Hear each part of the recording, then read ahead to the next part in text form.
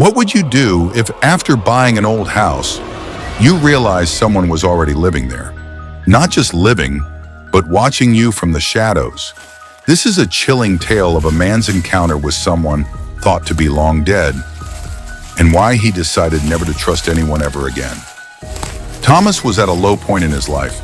His recent divorce had left him emotionally drained, and losing his job felt like the final blow. He needed a fresh start, something to take his mind off everything. That's when he stumbled upon a real estate auction for an old Victorian house on the outskirts of town. It was an incredible deal, far below market value. It seemed almost too good to be true. The house was weathered and looked abandoned, standing alone at the end of a narrow tree-lined road. But Thomas saw potential. He pictured it with a fresh coat of paint, maybe a garden, and new furniture. He imagined himself sitting on the porch, enjoying the peaceful countryside. Despite the house's eerie, desolate appearance, he felt it was a chance to rebuild his life. From the moment he set foot inside, he felt a chill in the air. The old wooden floor creaked with every step, and a faint smell of dampness lingered in the air, like the scent of wet leaves after rain. Still, he was determined to make it work. He began unpacking and cleaning, his thoughts occupied with plans for renovation. The first few days went smoothly. Thomas found comfort in the quiet solitude, far away from the chaos of city life. He spent his days painting the walls and arranging furniture. But then, on the first night, he was jolted awake by a strange sound, a faint scratching, like nails on wood, coming from the ceiling. He brushed it off as the house settling, or maybe mice in the attic. Over the following nights, the noises grew louder. Footsteps echoed from the upstairs hallway, when Thomas knew he was the only person in the house. He would often lie awake, listening to the creaks and whispers of the old building. Sometimes he felt a draft, as if a window had been left open, but when he checked, everything was shut tight. Then came the odd occurrences.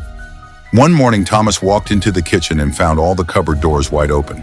He distinctly remembered closing them the night before.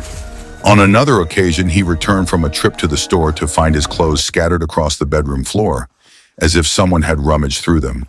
He tried to rationalize it. Maybe he was just tired and forgot, or perhaps there was a draft. Yet deep down, he knew something was off. The unsettling feeling grew stronger. Thomas started noticing small things out of place. A chair moved slightly from its original position, or a picture frame tilted on the wall. He started feeling as if he was being watched, like there were eyes on him, even when he was alone. At times, he thought he saw shadows flickering out of the corner of his eye. But when he turned to look, there was nothing there. Thomas's nerves were frayed, and he knew he couldn't go on like this. He decided to call his friend Mike, a practical guy who didn't scare easily. Thomas explained what had been happening, feeling embarrassed as he spoke. He expected Mike to laugh it off, but instead Mike took him seriously and agreed to come over the next morning. The night before Mike's visit, Thomas could barely sleep. He lay awake, clutching his flashlight, listening intently. Around midnight, the house fell eerily silent. Then he heard a loud thump, like something heavy had fallen upstairs. His heart raced and adrenaline surged through him. He knew he couldn't wait for Mike. He needed to find out what was happening right then. He crept up the stairs, each step groaning under his weight. As he approached the door to one of the rooms, it slowly creaked open on its own. He shone his flashlight into the darkness, the beam slicing through the shadows. There, standing in the middle of the room, was a figure. The figure was an old man, hunched and frail-looking, but his eyes glinted with a wild, unhinged fury. Thomas's breath caught in his throat. The man looked like he hadn't seen daylight in years. His clothes were tattered, and his skin was pale and dirty. He lunged at Thomas with surprising speed. Thomas stumbled backward, losing his grip on the flashlight, which clattered to the floor. The man pounced, pinning Thomas down with unexpected strength. Before Thomas could react, he felt a sharp, searing pain as the man bit into his ear. The agony was unbearable, unlike anything Thomas had ever experienced. He screamed, thrashing desperately, trying to shove the man away. Blood poured down the side of his face as the man bit off a piece of his ear and spat it onto the floor. With a sudden burst of adrenaline, Thomas managed to kick the attacker off and scrambled to his feet. He bolted down the stairs, half blinded by pain and fear, and threw open the front door. He didn't stop running until he reached the neighbor's house, where he collapsed, gasping for breath. Thomas woke up in the hospital the next day, his head bandaged and his ear throbbing. The police had been called, and he recounted the horrific encounter. When they searched the house, they found hidden passageways and tiny peepholes carved into the walls, signs that someone had been secretly living there for years. They identified the attacker as the former owner of the house, who had been declared missing long ago. No one had suspected that he never left. He had been hiding in plain sight, living within the walls of his own home. The police launched a search for the man, but he had vanished once again. They issued a warrant for his arrest, but the case quickly went cold. Meanwhile, Thomas felt a constant sense of unease.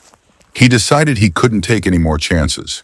He got a large guard dog, installed security cameras, and made sure every window and door was locked at night. He even considered selling the house, but ultimately decided to stay. He's still working on restoring the property, trying to erase the memories of that terrifying night. But every time he hears a creak in the floorboards or a rustle in the walls, he wonders, is the former owner still lurking somewhere nearby, watching, waiting for the right moment to return? Thomas believes he has regained control of his home, but is that really the case? Or is the former owner still out there, hiding in the shadows, waiting to reclaim what he thinks is his? This story makes you question what might be lurking behind the walls of your own home. What do you think? Should Thomas have left the house for good, or was it worth staying and fighting for his new start? Let us know your thoughts in the comments below.